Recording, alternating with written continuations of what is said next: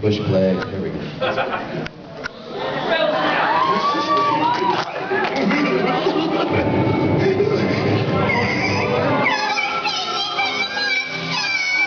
Please don't be scared. I'd like to introduce you to someone. This is Beelzebub. The Nekosawa family has worshipped cats for generations. You no puke, I promise. Just try it once and you'll see it's true. Once time not enough to kill you. Wait, this isn't the way to the studio. Whoever said we were going there? Then where are we going? I'm taking you to paradise. Shut up! And since I'm the only country who seems to know how to run a meeting, we'll follow my rules from here on out. 8 minutes each for speeches, no chit-chatting or side deals, and absolutely no going over the time limit. Now, if you want to go, make sure you're prepared and raise your hand, but do so in a way that does not mock heinous salutes of my country's path. Please welcome Patrick Seitz.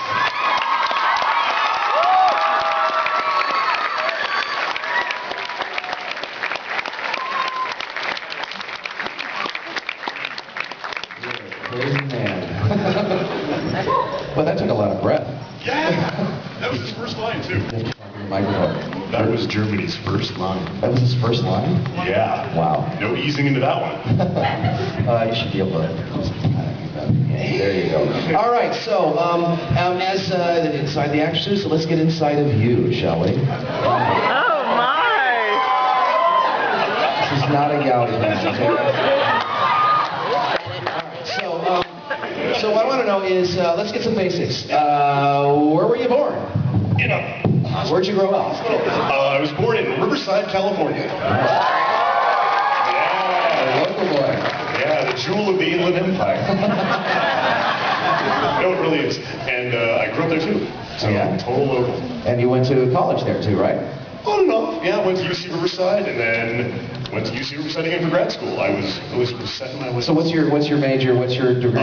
Creative writing for undergrad. And then for the grad school, they had like a theater creative writing hybrid thing going on that was new. So they took anybody because it was new and they had to test it out. So I was like, cool, me, I like things.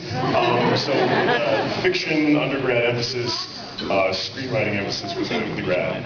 So you were really going for the writing thing. So on the academic side, because the drama program, there'd be drama because there's, actors. Right. So when things would get too dramatic, I'd be like, bye, I'm just going back to the creative writing department over there. But it was a small school that you could do stuff with, the theater department, the music department, and not be a major, which was handy. So I just sort of did the salad bar at college. So when did you start performing? I started in high school. My high school, I went to Notre Dame in Riverside, and they had a yearly musical. It was their big deal. Like, instead of doing shows all year, it was just one big musical.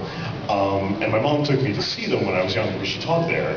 And so when I got to high school, I was a freshman, and I didn't really even give it any thought. I was like, I guess I try out for the musicals now because I'm at the school where they do the musicals. There was not much introspection going on. But I got the bug. So when did you know that you wanted, when did you get the bug? When did you really know that you wanted to do this? Probably in college. I was doing the musicals, I was doing like straight up plays, and I thought to myself, I want to do this. I want to make money acting. I want this to be my actual job. So probably in college, and then I sped through college as fast as I possibly could because I wanted to go out to LA, because it's as easy as that. You go to LA, and they're like, oh, thank God you're here. Okay, here's your script, and you're on next week.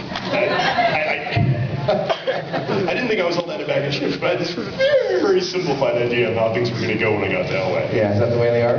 No. No, okay. So, but when you got out of college, you went into teaching.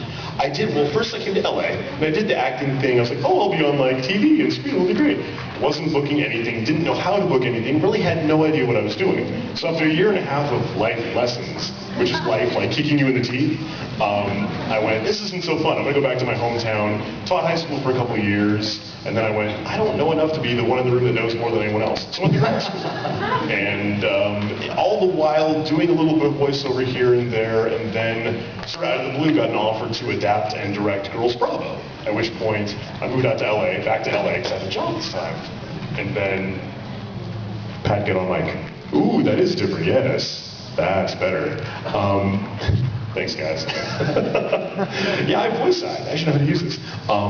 So which one? Once I had like a steady job set up, then I moved back out, and things sort of took off in earnest. All right. So you were quoted. I read a quote of yours. Yes, I researched you. That you're saying that you fell into the profession, and that you had really been going for it. You might not have made it in there. Is that an accurate quote? And what does that really mean? Yeah. Well, I mean, so often you get the question, "I want to be a voice actor. I really want to be a voice actor. How do I become a voice actor?"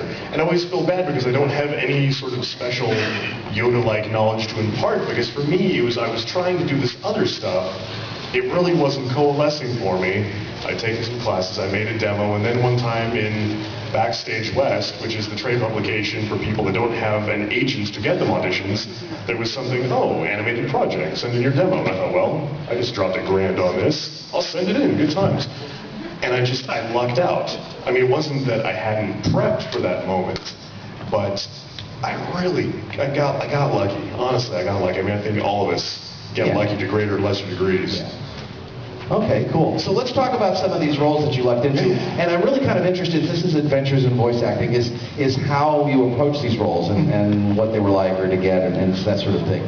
So let's talk about your first thing, Girls Bravo. That was, wow. Luckily, I was given carte blanche to adapt it and make the jokes funny, because things didn't translate so well. You'd be reading the script, that makes sense, that makes sense, that makes no sense. Oh, that was a pun in Japanese, but in English that makes no sense. So my producer just said, make it funny in English. And I made tons of noob director mistakes. You know, treating every line like a Fabergé egg, getting way too many takes, not realizing I could just take the top of this take and the back of that take and have the engineer Frankenstein them together. So that's what we actually call it that, by the way. Luckily, and I met a lot of great people. I met all the usual suspects, and they were very patient with me, thankfully. Because looking back, I'm like, wow, I would have killed me for all those takes. You know, I remember at one point, Liam O'Brien was playing the crazy, cracked out pervert of the show, and he would have lines that would be an entire paragraph. And I remember I said, let's go for one more. He's like, can you keep the front? Did the front work? Yeah. Okay, then keep the front. I'll come in for the back. We can do that. Yeah, let's do that, Liam. We can do that. Yeah. What do you say? I didn't know. That explains so. No, I'm just kidding. No. Just easy joke. Let's talk. What about Bleach? Oh, no. You did great job. Bleach was the first thing I did that was like really, really big and people were paying attention. Because I remember they announced it. Was it AX or Comic-Con that year? They announced the cast, and he was in on the first couple episodes before he randomly disappears back on Earth. And so people were noticing, like, Patrick Seitz, who's this Patrick Seitz? I have no idea who this is. He better not be bad, or I'll kill him. So that was the first time I was like, oh, people are paying attention. This is the stakes just got a little bit higher.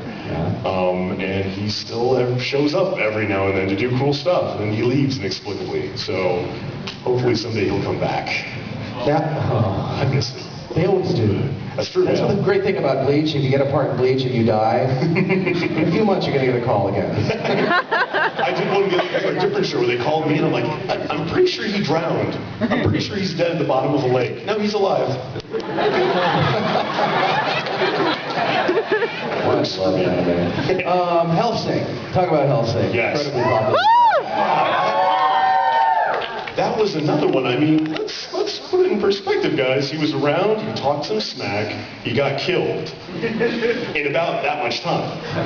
But people really responded positively to it, and that's one that I'm still pretty well known for. Even though he's there and he's gone. And then they came out with Hellsing Ultimate. It was sort of the same thing. He was there, he talked some smack, he got killed, and scene. But people really like it. He was a fun character to play. All right, here's one that I love, because I got to direct you a little bit on this, and this is Ragnar the Blood Edge.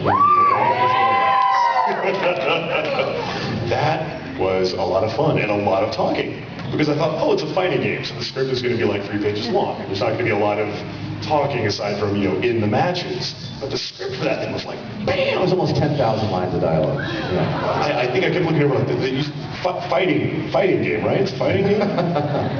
Good Lord! So how do you approach a character for a game differently than you would for an anime then? With the games, it's usually fewer sessions over a shorter amount of time. So, with anime, it's on again, off again. I mean, like with Bleach, I've been playing it for years, on and off again. With the game, you go in there, you do it, it's done. So you don't have as much time with the character. You're covering a lot more ground in a single session, also because you're usually not performing to the lip flap. So you can just tear down a page, tear down a page, tear down a page. A lot of it's just prepping, especially for a fighting game, just being able to pace yourself vocally so you don't blow yourself out early on, because it's going to be just, in that case, just pages and pages and pages of stuff. Right, right. And then I think just that heightened energy, because it's not a show where you've got the quiet moments and the introspective moments. It is all like, bam, fighting. Cool, cool. Now I want to talk a little bit about Monster, okay? Because I got the pleasure of being directed by you, and I want to talk about how you direct. And what's the different approach? No, not that way. He's like, I've been meaning to talk to you. We're meaning to talk to you. But what's the difference in the approach in terms of characters, and the difference for you between directing and acting in an anime? Because it's all the same show, but it's a different thing. Yeah, it's directing other people is way easier than directing yourself. When I hop in on my own stuff, I lose that part of my brain. I'm just sort of flying blind. And in that case, I have to ask my engineer, does that sound like where we had him before? Does that seem consistent? Directing other people, especially other people like Tony, is very easy because he's really good. I'm not telling you to be good because you're already good. It's just a matter of, I know the entire show. This person I brought in does not know the entire show because it's 74 hours long. So just making sure that the reads you get are appropriate for that bigger world and what's going on with the scene. We don't get to watch the whole thing. We go in and just do our chunks. You really have to be able to trust your director not to steer you wrong on your reads. Because a lot of times the other people haven't even recorded. It's just you recording your half of a conversation. So, especially with that show, it would be watching the whole thing down when I started, and then as I would get to, a new batch of episodes, rewatching just to get back in my head, because that show in particular was so convoluted. I still don't get it. Yeah, there's a lot of that online too. Let me ask you this. I know you're an anime fan now. Were you always an anime fan? I didn't know about it back in the day. My set of friends, we had our things we were into, but none of us knew about anime. I'd heard of it, but I knew nothing about it. And then, there are advantages and disadvantages to that. I think that I look at things more objectively than the people I knew that were fans that came in and are not voice actors. If a show is crap, I can be like, that show's kind of crappy. I'm not going to give it a free pass. But at the same time, it's been fun for me to look at it as a medium for telling stories and go, well, this is really, you can tell some stories this way that aren't getting told any other way. You can't tell live action because it'd be too expensive, and Western cartoons aren't doing this. Yeah. Yeah. Well, let me ask you a question that I've been asked before in terms of directing, especially since you watch anime now. And do you keep the fans in mind when you're directing? Is that something that's in the back of your mind when you're directing an actor in a particular way? Or are you really focused on the piece itself? I'm really focused on the piece just because I lack enough brain to multitask in there. And I think I just figure if I go with my gut and what seems right for the character and for the show, that hopefully that will be accepted well. Because there's so many opinions out there, it's hard to know, which is going to be the predominant opinion. It's like if you take the good, you have to take the bad too. So at some point I just have to put on my blinders and hope that the end result gets received well. Without naming titles, have you ever sat through one of these, either as an actor or as a director, and gone, oh my God, I can't believe I have to do this, this is so bad? Yes. But given how much stuff I've been lucky enough to work on, that's happened mercifully few times. I've really been lucky in that I've liked the things I've worked on. What's been your favorite, your pinnacle, the one thing that you want to put up there as the thing that you love? If I had to pick one, I would say Monster, just because it was such a beast and it didn't get the love that I wanted it to. It's a very different show. There are no mechs, there's no magical girls. It's all just psychological thriller, and it never got a full DVD release. Mm-hmm. It's on Hulu, legitimately, for free. It's on iTunes, but it never came out in the brick and mortar stores beyond the first 13 episodes. So that's what I think of I really want to go out there and sort of preach that one to the masses. And hopefully they'll, pick it up on Hulu for free. just saying. I've already answered that. So talk about, are you a gamer, by the way? Yes. You are a gamer. What's your, That was good. So what do you play? Have you gotten to play the games that you've worked on? A lot of them, yes. Some of them, it was a small enough character where, you know, I'm not going to go out there and buy G.I. Joe, Rise of Cobra. It's just not going to happen. Because someone might see me. No. But definitely like the Blaze Blue games. Again, not good, but I can turn it down to like easy and like slog my way through the storyline. Mortal Kombat, I'm currently slogging my way through. Again, I'm not good, but you know, Scorpions, good times. And then the RPGs like Eternal Sonata and whatnot, I definitely played my way through that one. So yeah, and it helps to a certain extent because you know what the gaming conventions are when you read the copy. I mean, if you're going up against actors that are wonderful actors in their own right, but know nothing about games, it's nice to have that edge. The downside being if I see something and I know what it is, then I get all nerdy and excited and nervous when I audition. You know, on the outside you're cool, but on the inside you're thinking, wow, that's such and such title. I would really like to book that. Yeah, well, I think you just given the secret that most actors are really closet geeks. So.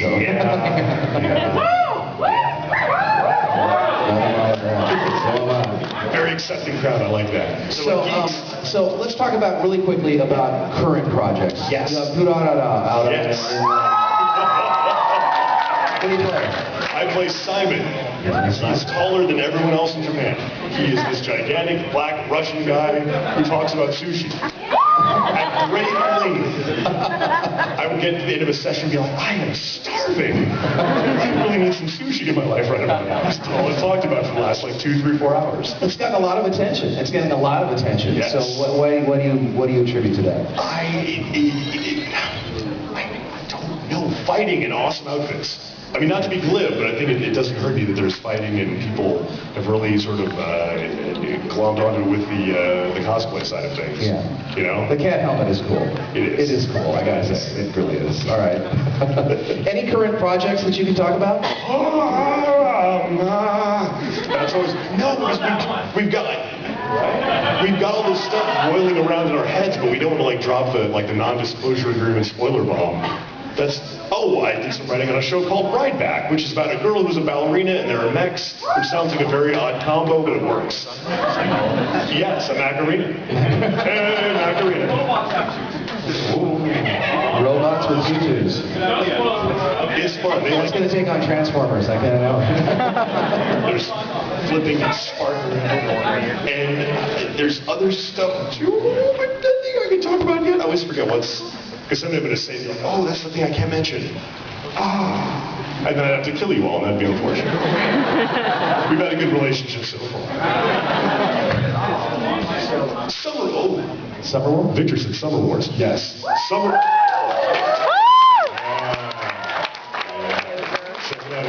I was lucky enough to get to do the English adaptation for Summer Wars. It is a brilliant, brilliant movie. Not because I made it brilliant. It was already brilliant, and then I just made it match the lip flap. So, standing on the shoulders of giants and all that. No, it is excellent. Look it up. All right. So I want to talk in terms of voice acting now really quickly. Yeah. We've got some inspiring voice actors out here. I know some of you. A lot of you guys. It's the standard question. Advice. Where do you start with the direction that you might want to give people? Voiceover classes are helpful, and you'll want to take them because you'll need to learn how to deal with a mic, as I have evinced up here, like getting close enough to it, which I haven't been doing. But theater is a really, really, really, really, really good foundation. You know, they don't translate 100%. I mean, one, you're in a tiny little room speaking to a mic. The other, you're on a stage. You have to be loud enough to be heard in the back of the room. What's the connection? Just the acting. And I mean, with theater, you have to turn it up to play to the back of the room, and it's a lot more intimate in voiceover because you've got the mic right there. But it's just that foundation of real, honest acting, getting into the character. And also with theater, you know, you can read stuff ahead of time. You can prep. You spend some time with the character, and I think that helps So then when you're doing voiceover, where you get there, they hand you the script, it's all a cold read. You have that foundation of being able to get in quickly and commit and grab onto whatever they give you. Because in theater, you get a lot more time to sort of luxuriate in the process of putting on a character. It's a lot more, you know, rappelling out of the helicopter and storming the building with voiceover, you know? I've never had to do that in a session, but okay. Yes. Oh, no. Okay. All right, so what we're going to do now is, since we have some inspiring voice actors here, I'm going to get a couple people up here, and we're going to do a little voice acting.